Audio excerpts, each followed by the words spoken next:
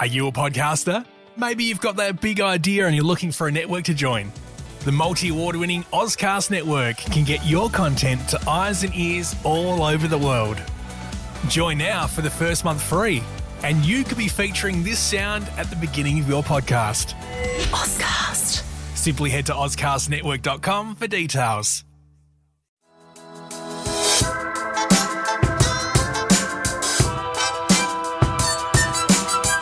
Talking About Marketing is a podcast for business owners and leaders, produced by my dad, Steve Davis, and his colleague at Talked About Marketing, David Olney, in which they explore marketing through the lens of their own 4 Ps: person, principles, problems, and perspicacity.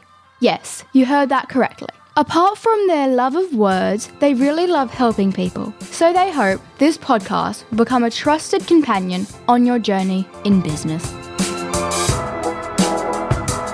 David, it's 2010. In 2 or 3 words, describe Facebook to me. A mystery, because at that point it wasn't accessible. Okay, not quite 2 to 3 words, but it's now 2020. How would you describe it? I think I'll pick another option, that is to tell you about my first experience. Would you like that? And that's what we're on about in this episode, the book about careless people that thoughtful people should read. Our 4 Ps. Number 1, person.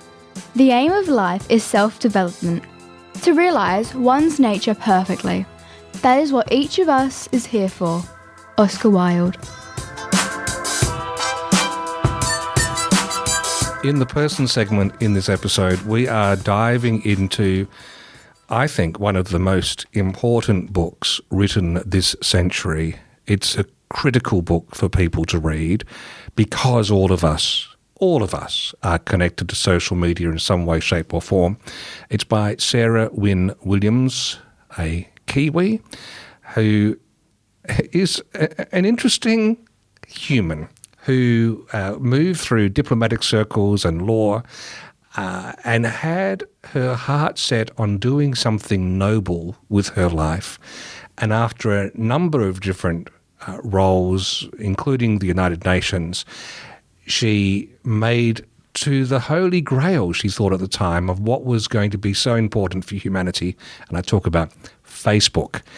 And her warts and all recounting of her time at that company is riveting reading. It's very well told, but by golly, it leaves you feeling, well, left me feeling quite winded on behalf of humanity afterwards. David, what was your journey like in reading this? I was amazed that someone so idealistic could survive the environment so long, because she kept thinking, but eventually they'll get the point of how amazing Facebook could be and how much it could matter and how positive an impact it will have. And I'll just keep showing them what the good version of this looks like. So, 11 out of 10 points for tenacity and idealism for surviving it as long as she did. Well, that's true. Now, if I go back, because I ran the first ever social media marketing workshops in South Australia, and they were held towards the end of 2005. And I must say, over the next few heady years, we were all agog in the same way over these new tools emerging. We had MySpace at that point, YouTube, we had Facebook, etc. They gradually came online. There were some that came and went. I remember twerping at one point. There's all sorts that came and went, Foursquare. And we were putting ourselves out there and connecting and making amazing friendships. And I can't throw the first stone at Sarah Wynn-Williams for drinking the Kool-Aid, because I think we all were. Were we just solidly naive, David, or do you think there was reason to share that naivety and optimism? I think this is a really good opportunity for me to talk about my exposure to Facebook, which was later than a lot of people because, mobile phones weren't accessible and apps weren't accessible. So it was only in 2011 that I was able to get an iPhone with enough accessibility baked in to make it useful. And, of course, because of that, Facebook was then available. And I'd had so many students at university on Facebook for years before then, using it to stay in touch with people, to be connected. I had friends all over the world using it who would email me and go, "Oh, is this accessible for you yet?" I'm like, "Not yet." So I remember, literally getting my iPhone, making friends with it, and then loading Facebook and setting up an account. And suddenly from my contacts, it started populating with my former students and my friends overseas. And that initial buzz of being able to stay in touch with people who it was so nice to know they were doing well, or so nice to know I could easily send them a birthday greeting. That first, say, 2 years of it was lovely, when it was about social connection and interacting in a way that seemed to be more self-guided than company manipulated. Even though that mechanism was company manipulated, as we discover in the book, it was like Leonard Cohen said, there's a crack in everything. That's how the light gets in. It's like they had this gung-ho growth at all costs mentality, but they were still bringing some light to people's lives along the way, even though you were looking at it as opening up your social connections. They were looking at it as more minions that we can expose advertising to. And I guess that's the thing, because I wasn't going to be affected by all the cute photos and the bright colours.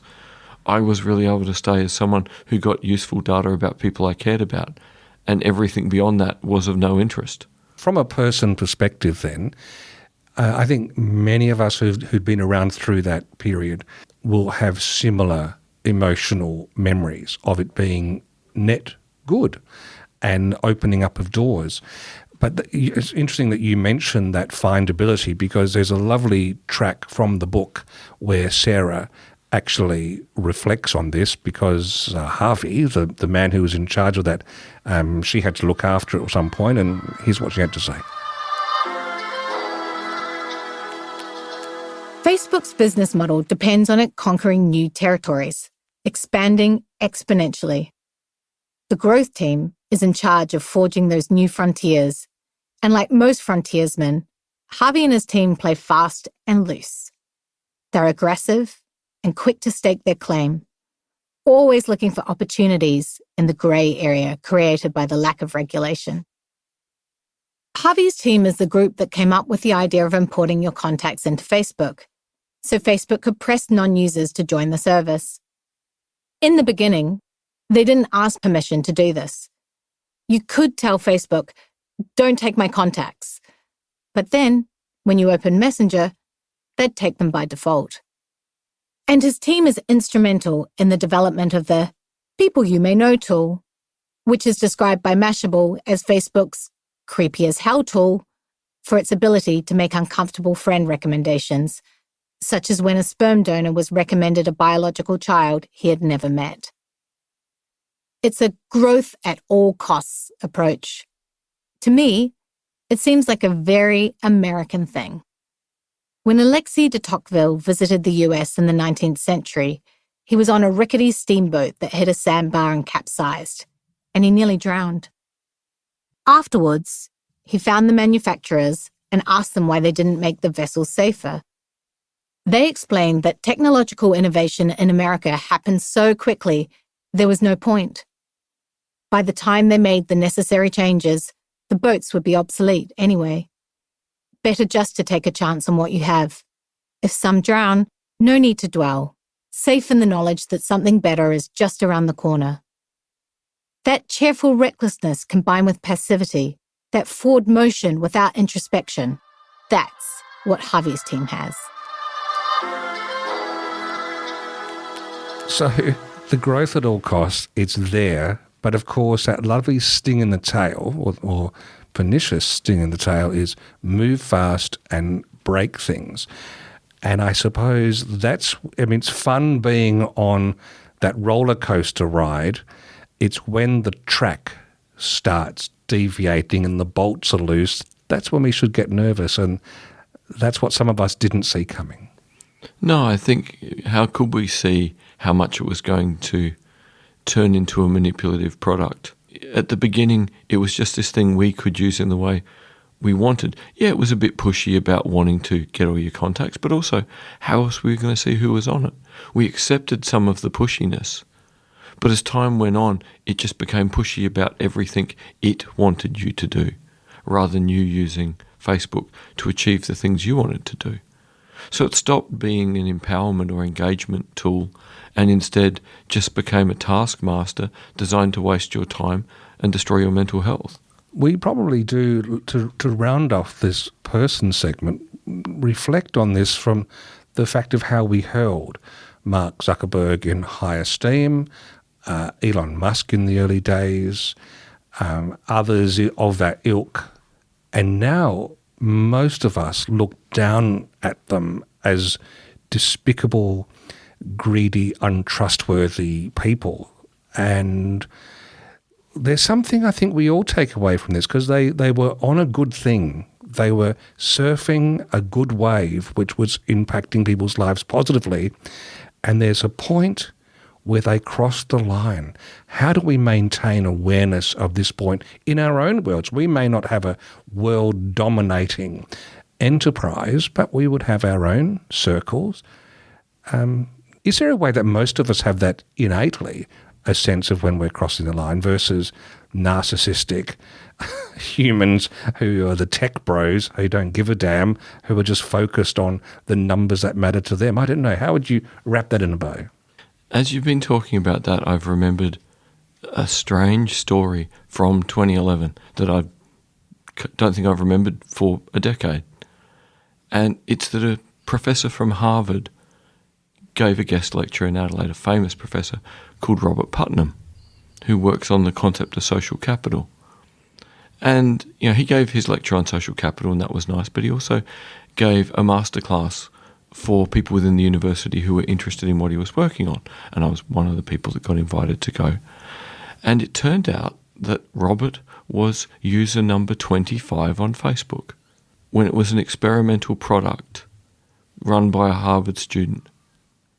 And Robert recounted the story of turning to Mark Zuckerberg, the very young Mark Zuckerberg, and going, "Mark, so what you're telling me is I'm going to be friends with someone called Hans in Germany, who I've met once. If I'm sick, is Hans going to make me soup and bring it to my door?" And Robert described how Mark just looked at him with no sense of comprehension at what Robert was trying to get across. Human connection is a deeper thing, and this tool is good for reconnection. But don't pretend these shallow connections have a big impact. And it doesn't really answer your question, but the fact that Zuckerberg missed these early cues about what he could have done with Facebook, kind of indicates he was just having fun coding. And tends to marry with the image of him that's crafted through this book called Careless People. Our 4 Ps. Number 2, principles. You can never be overdressed or overeducated. Oscar Wilde.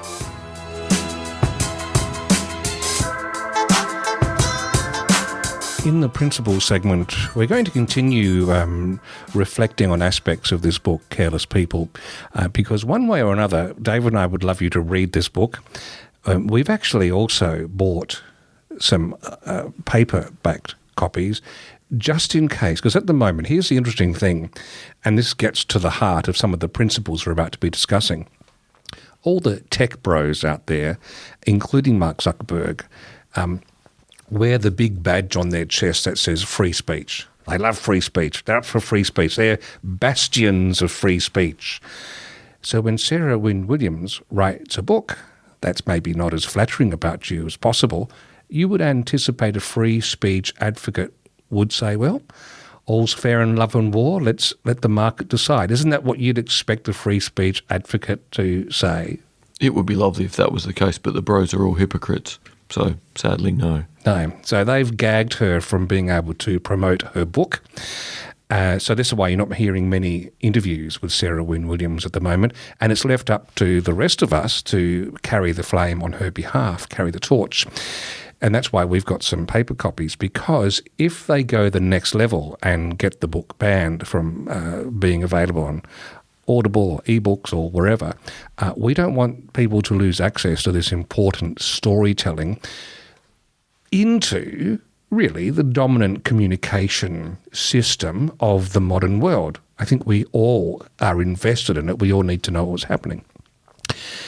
In it shining the light in the shadowy workings of this behemoth is where we want to focus on here, because unbeknownst to many people, I didn't know this until I read this book, Facebook, as part of its growth, there was a rule of thumb, David, if I remember correctly, that they just wanted to get into any country, or every country, at any price. So there's a lot of detail about wanting to get into China, and so developing systems just for China so that the Chinese government would be able to, whether directly or arm's length through a Chinese government company, analyse any content by Chinese citizens. If I remember that correctly, that's what they were offering, despite saying to the US Senate and other places that, no, we would never do that. No, well, they said they wouldn't do it for the American system, to give the state control over that much data, and yet they were happy to do it for China to get over 1 billion users. It was basically they were at any cost to be in. And what was fascinating is, come the 2016 US presidential election, it seems that Facebook offered both the Trump campaign and the Hillary Clinton campaign an offer of assistance. Hillary Clinton's campaign turned them down, but Trump took them on board. Over the course of the 10-hour flight to Lima, Elliot patiently explains to Mark all the ways that Facebook basically handed the election to Donald Trump. Facebook embedded staff in Trump's campaign team in San Antonio for months, alongside Trump campaign programmers, ad copywriters, media buyers, network engineers, and data scientists. A Trump operative named Brad Pascal ran the operation together with the embedded Facebook staff. And he basically invented a new way for a political campaign to shitpost its way to the White House, targeting voters with misinformation, inflammatory posts, and fundraising messages. Boz, who led the ads team, described it as the single best digital ad campaign I've ever seen from any advertiser, period. Elliot walks Mark through all the ways that Facebook and Pascal's combined team micro-targeted users and tweaked ads for maximum engagement, using data tools we designed for commercial advertisers. The way I understand it, Trump's campaign had amassed a database named Project Alamo, with profiles of over 220 million people in America. The campaign used Facebook's custom audiences from custom lists to match people in that database with their Facebook profiles. Then, Facebook's lookalike audiences algorithm found people on Facebook with common qualities that look like those of known Trump supporters. People likely to respond to Build a Wall got that sort of message. Mums worried about childcare got ads explaining that Trump wanted 100% tax-deductible childcare. Pascal's team also ran voter suppression campaigns. They were targeted at 3 different groups of Democrats: young women, white liberals who might like Bernie Sanders, and black voters. These voters got so-called dark posts, non-public posts that only they would see. They'd be invisible to researchers or anyone else looking at their feed. The idea was, feed them stuff that'll discourage them from voting for Hillary. One made for black audiences was a cartoon built around her 1996 soundbite that African Americans are super predators. In the end, black voters didn't turn out in the numbers that Democrats expected. In an election that came down to a small number of votes in key swing states, these things mattered. Mark quietly takes it all in. A bit like your story in the first part of this episode where Zuckerberg looked at that professor and went, I don't didn't get it. understand what Robert was saying. According to Sarah Wynn-Williams' account, he didn't quite understand just how much Facebook was responsible for getting Trump in the first time. until it then started to dawn on him as the team unrelentingly showed all the data, all the statistics. It was like, oh. So much so he even then started fantasizing about running for office himself. You still think he hasn't quite put that away? No, I have a suspicion that that's what the big visit to Mar-a-Lago was after Trump won, to kind of say we're here to help. But the fact that Zuckerberg, realised, oh, I just made a president. Oh, I could be president. That's the implication of, Sarah Wynn-Williams' book, that he didn't have a realisation of the enormity of what he'd done at any moral or practical level. He only had a realisation of the enormity as it could serve whatever childlike desire he had. And that's the bleakest part of reading this book. The moral dimension is just absent all the way through. Did I miss it? Is it hidden anywhere? No. There's Sarah's idealism and not much else that's positive. So from a principles perspective, what we have here is a company that all of us use in some way, shape or form, learning that basically it wins when the population is divided into splintered groups of people who hate each other. That's how Facebook makes money. If we were all happy, they'd still be making some money, but not making the killing. And I guess that's the thing to share in this principle segment. I'm not sure what's actionable about that other than if we want to sleep at night and not feel like we're part of it, we need some sort of rule of thumb to ask ourselves before we contribute content in this space. What would be a good rubric that we could use, David, so that at least if we're using this tool, we're not falling for the stuff they do, which is basically win at all costs. They just want eyeballs so they can expose people to advertising. There might be a slightly more pure way we can use it.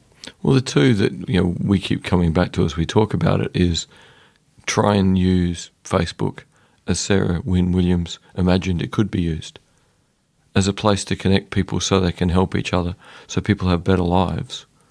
And I think the other one I thought of from so many years of teaching young adults, and that you resonated with from being a dad of two daughters, is think about whatever you put on Facebook. Would you want your 10-year-old or a 10-year-old or a 17-year-old doing the same thing? How would you feel, if a teenager posted the thing you just posted? That might be where we leave the principle segment, because I think there's something useful in that little mental exercise that if my father or mother or son or daughter or whomever was going to do this too, have I been a great role model? Our 4 Ps. Number 3, problems. I asked the question for the best reason possible. Simple curiosity. Oscar Wilde. In the problem segment, this is one where quite possibly you might want to not listen out loud if you're at work, because we're about to play something from the book that's very hard to listen to. And I thought this sits nicely in the problem segment because it is a dilemma that we all have to face. Since my time there in 2013, it went from having virtually no internet to everyone on mobile, totally skipping desktops. Facebook made deals with the local telecoms to preload phones with Facebook. And in many plans, time spent on Facebook wasn't counted towards your minutes. So in Myanmar, if you're on the internet, you're on Facebook. And because of this, Myanmar demonstrates better than anywhere the havoc Facebook can wreak when it's truly ubiquitous. The unthinkable happens. In late August, the military launches a campaign of atrocities against the Muslim population that the UN later describes as genocide and crimes against humanity. At least 10,000 people are murdered. The clinical language of the UN report on this somehow makes it all seem more horrible.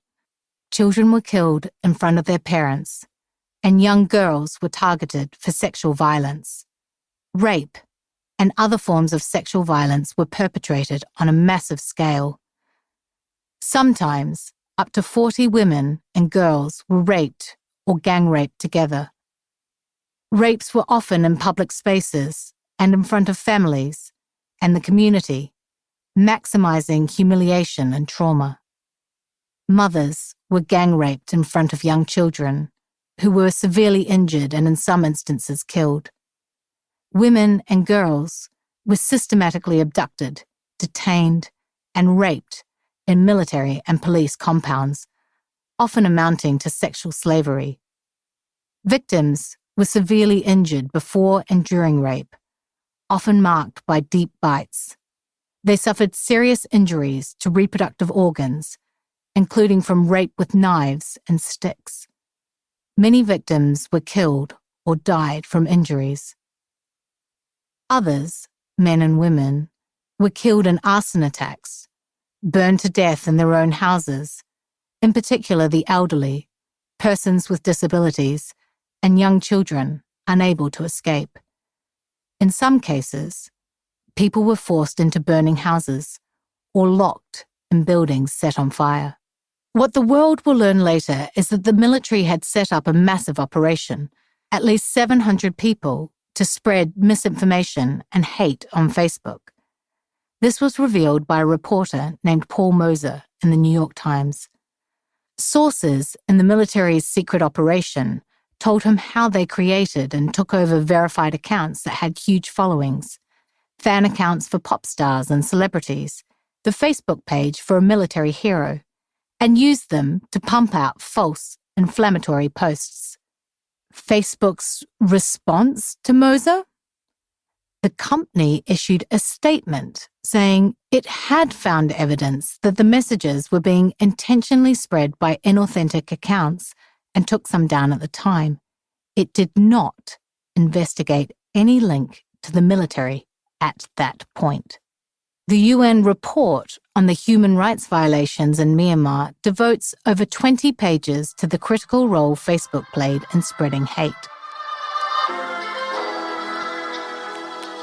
The reason we included this in the problem segment is it leaves us all with a problem, with a dilemma. I feel bad about putting any money into the coffers of an entity like Facebook. So Dave and I were discussing it, talked about marketing. We'll now have a policy of being organic social media only. We won't be involved in funding or replacing funds of clients into any advertising within the Meta universe because, quite frankly, for us to do that means that we're benefiting from the sad history of pain and torture that lots of innocent people have paid the price for, and I just can't stomach it. I have to acknowledge that it's still a communication tool, and if we could use it within the straight and narrow with helpful, constructive messaging, at least in some small way, what we're putting out there, us and on behalf of our clients, is acting for the net good of society. We're finding this is our first way of reacting to Sarah Wynn-Williams' book, and I'm sure it will evolve over time. But David, anything you'd add to this as people think through this themselves? How do you feel about contributing to this organisation which has been laid bare by Sarah's work? Really, this is how we came up with our two rules of it's still too important to be able to communicate with people, and it is the tool that people have, and it's the tool that people are accustomed to. But let's use the tool in an ethical way that, we can be proud of the content and accept that we're using something that has been misused, but we're not misusing it. We can't have a pure version here, but we can certainly not contribute to it being worse. But at the end of the day, we need to use tools that can help people communicate with other people. And it's crazy to think that an ethical tool is going to pop up overnight. Once there's an ethical tool, we will try and find it. We hoped I think in 2023, Mastodon started to become a thing, and it was meant to be the ethical social media. And yet it just hasn't taken off in a way where we could say, put your social media posts there. We'd be doing you a disservice as your marketing advisors to recommend that. Yeah, and same with Blue Sky at the moment. Yeah. Watch this space, and hopefully some food for thought for you as well.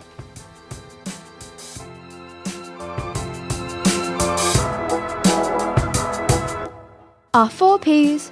Number 4. Perspicacity. The one duty we owe to history is to rewrite it. Oscar Wilde.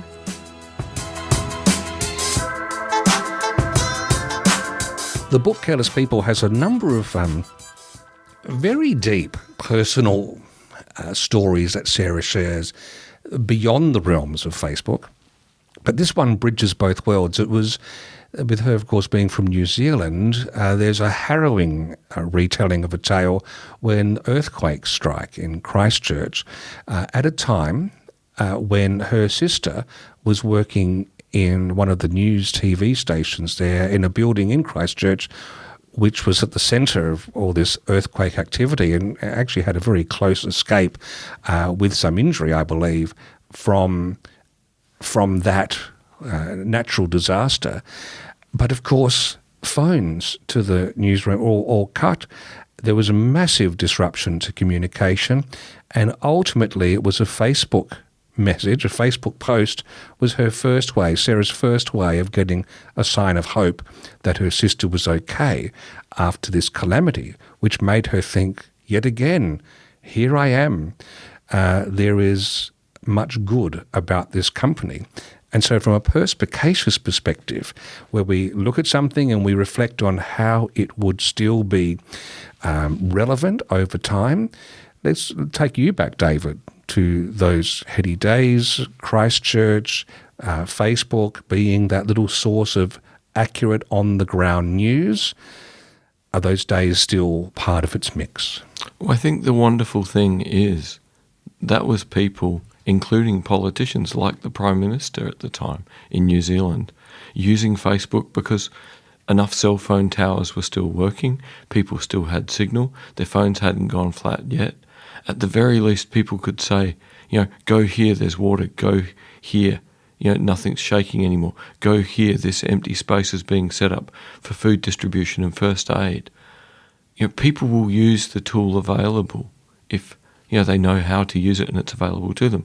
So I think the wonderful thing is it shows where Facebook started. People made use of the platform. The platform at the time wasn't particularly manipulating them. And I think there'll be time and time again where people will use the platform well, as long as they ignore the company that created it.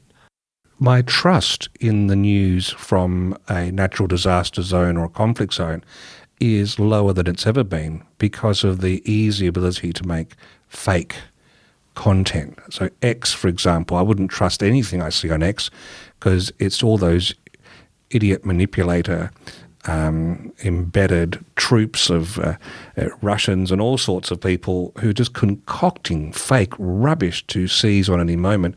Facebook would have its own share of that. So I think those days really have numbered, unless you happen to know that it's in your local Facebook group where you trust each other and know each other that you're getting some sort of feed. Yeah, the fact that you would recognise, hey, that's the person from the pub, hey, that's the person from the cafe. I know that if they're putting a message up, that's a real person. So it works on the scale of bigger community than the people you know a lot about, but a community in which you recognise the face or the business or the place. So it tells us something about scale.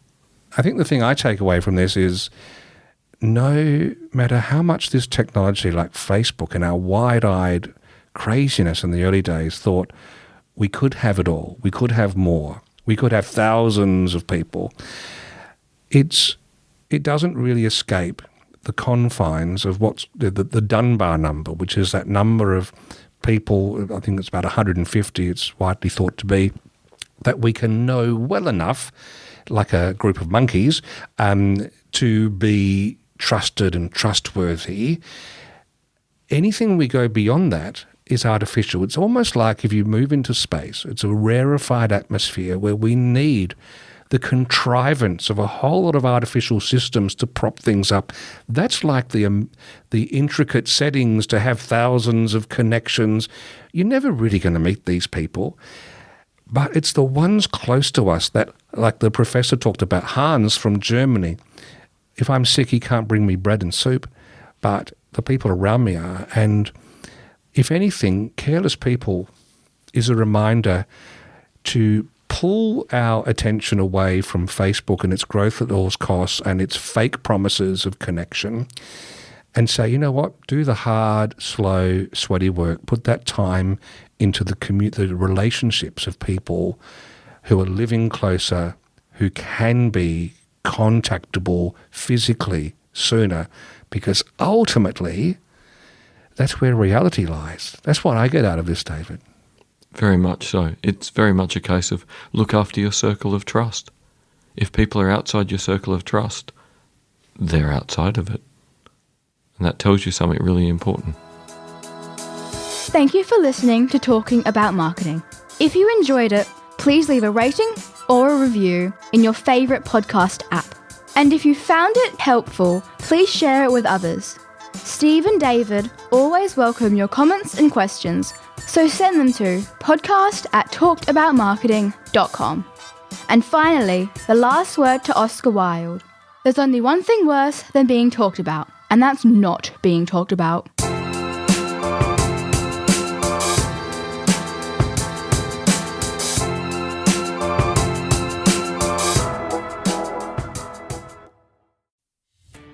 Are you a podcaster? Maybe you've got that big idea and you're looking for a network to join. The multi-award-winning Ozcast network can get your content to eyes and ears all over the world. Join now for the first month free, and you could be featuring this sound at the beginning of your podcast. Ozcast. Simply head to ozcastnetwork.com for details.